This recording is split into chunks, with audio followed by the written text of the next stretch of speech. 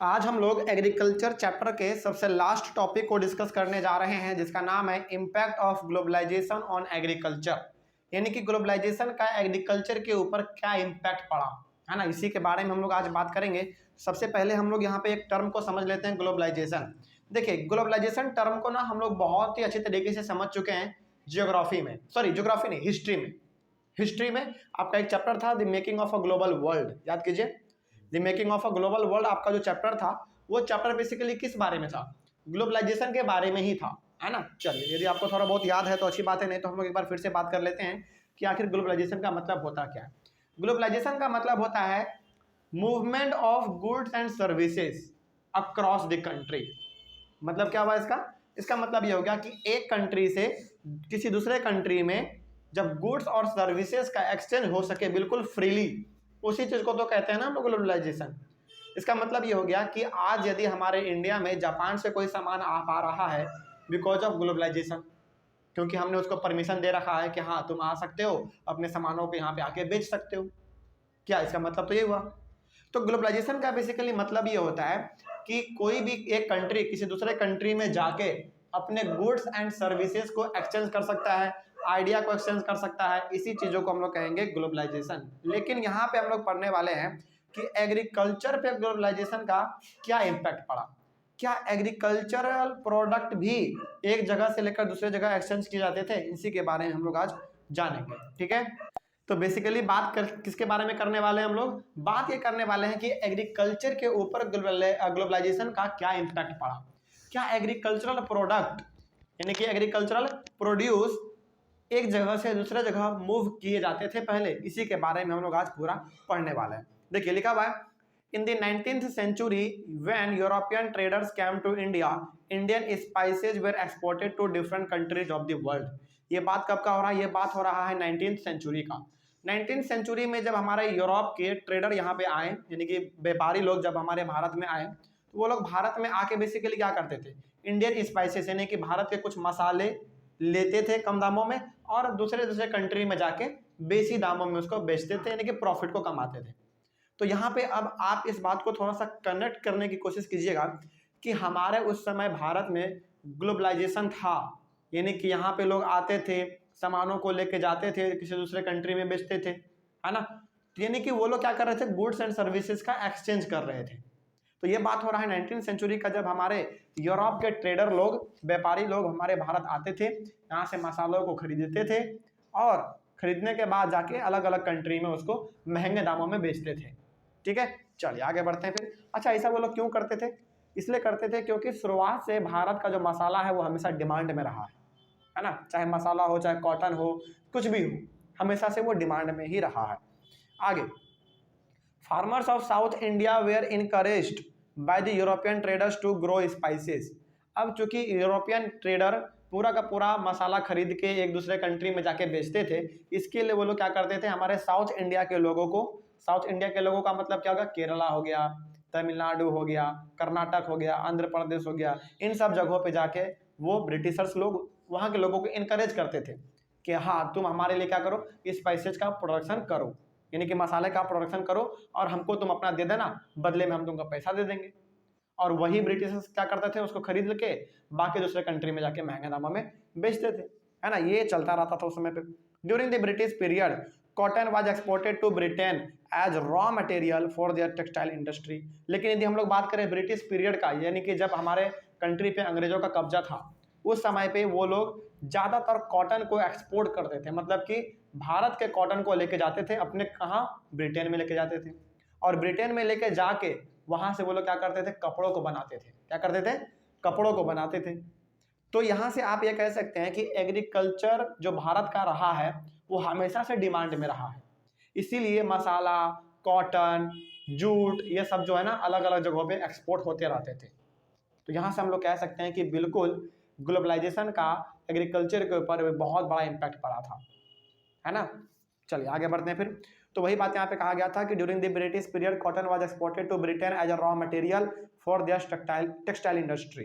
तो ब्रिटेन में जो भी टेक्सटाइल इंडस्ट्री थे, जहाँ पे कपड़े वपड़े बनते थे कॉटन से, उस कॉटन इंडस्ट्री के लिए हमारा इंडियन कॉटन किसका काम करता था? एक रॉ मटेरियल का काम करता था।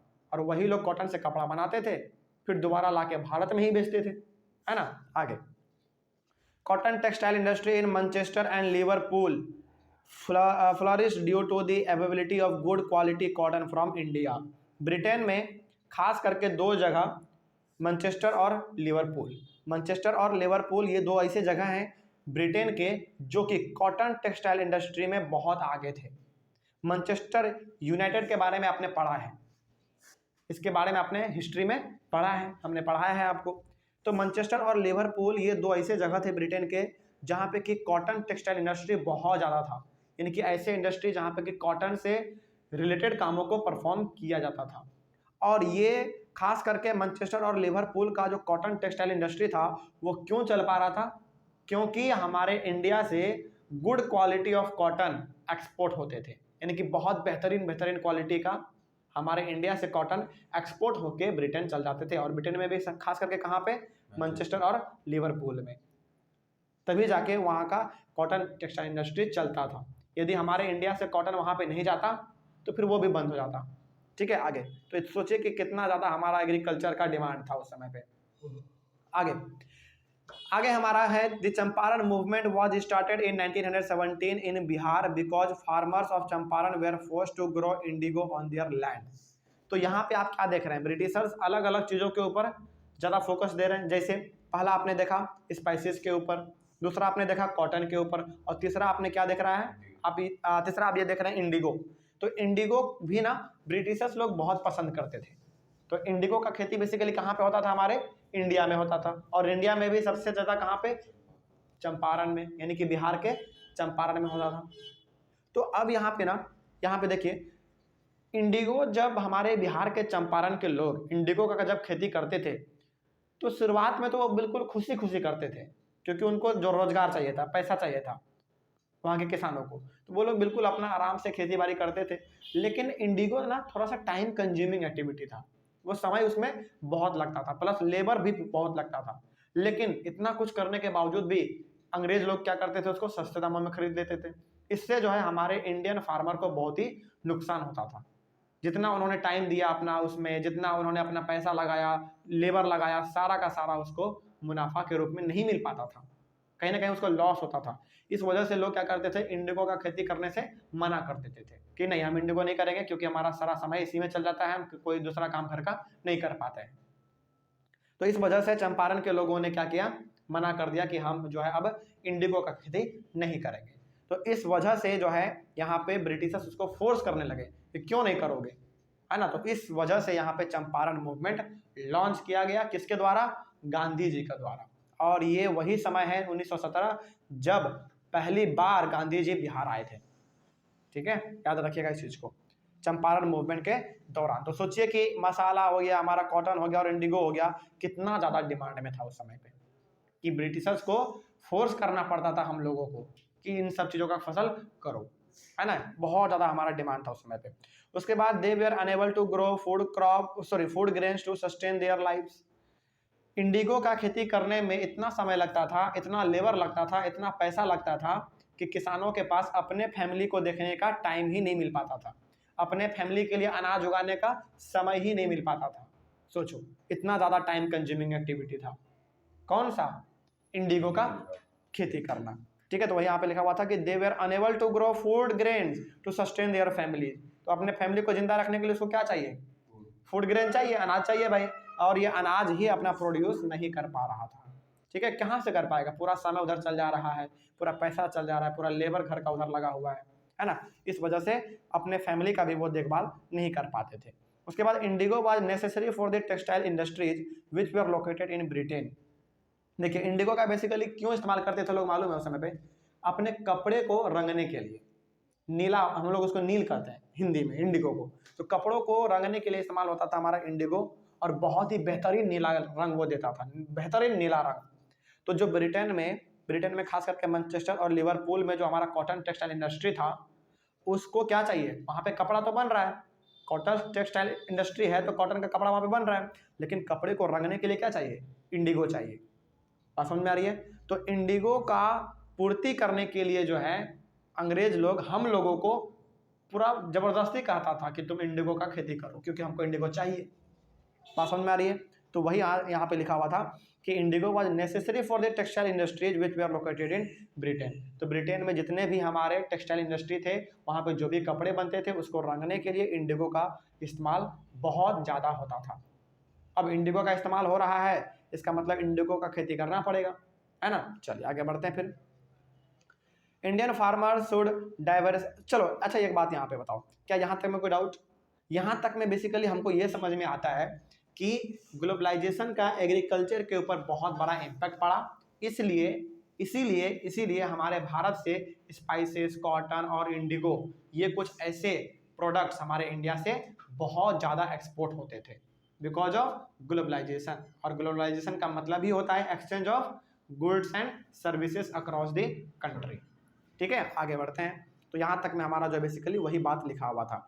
आगे कुछ 3-4 पॉइंट और लिखा हुआ है जो कि आपको समझना चाहिए। जैसे Indian farmers should diversify their cropping pattern from cereals to high value crops. यहाँ पे ना इंडियन फार्मर को थोड़ा बहुत सजेशन दिया जा रहा है।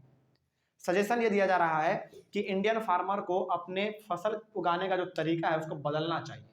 देखिए साफ साफ लिखा हुआ है, Indian farmers should diversify their cropping pattern from cereals to high value crops. देखिए इंडियन फार्मर्स ना अधिकतर क्या उगाते हैं, अधिकतर किस चीज़ का फसल वो उगाते हैं? गेहूं, चावल, दाल, यही सब चीज़ का। लेकिन उनको सजेशन ये दिया जा रहा है हमारे एनसीईआरटी बुक के द्वारा कि उनको जो है सीरियल्स के अलावा भी, यानी कि चावल, दाल, गेहूं के अलावा भी ऐसे ऐसे क्रॉप्स का प्रोडक्शन करना चाहिए जिनका कि डिमांड मार्केट में बहुत ज़्यादा है।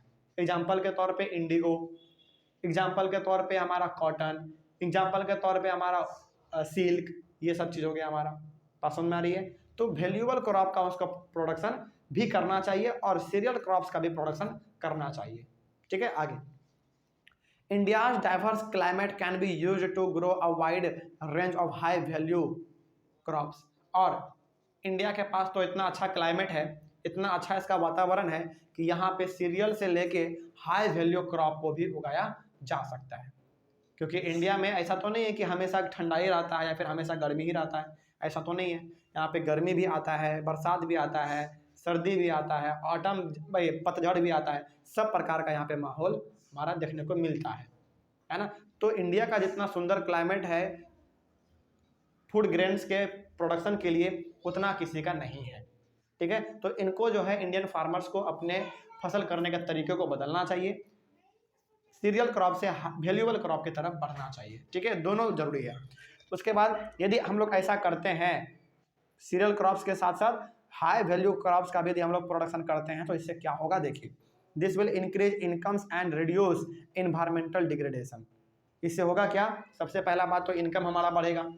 यदि आप हाई वैल्यू क्रॉप को उगाएंगे तो ऑब्वियस सी बात है मार्केट में उसका डिमांड ज़्यादा होगा। अब मार्केट में डिमांड ज़्यादा होगा इसका मतलब इनकम आपको ज़्यादा मिलेगा। और दूसरी बात, यदि आप अलग अलग प्रकार के क्रॉप का प्रोडक्शन करते हैं तो आप इससे क्या कर सकते हैं, इन्वायरमेंटल डिग्रेडेशन को होने से बचा सकते हैं, यानी कि इन्वायरमेंट को खराब होने से बचा सकते हैं। सपोज मान लीजिए कि आपके पास एक ज़मीन है, उसके ऊपर लगातार आप जो है ना लगातार हर साल चावल का खेती ही करते आ रहे हैं, क्या ये सही बात है? नहीं।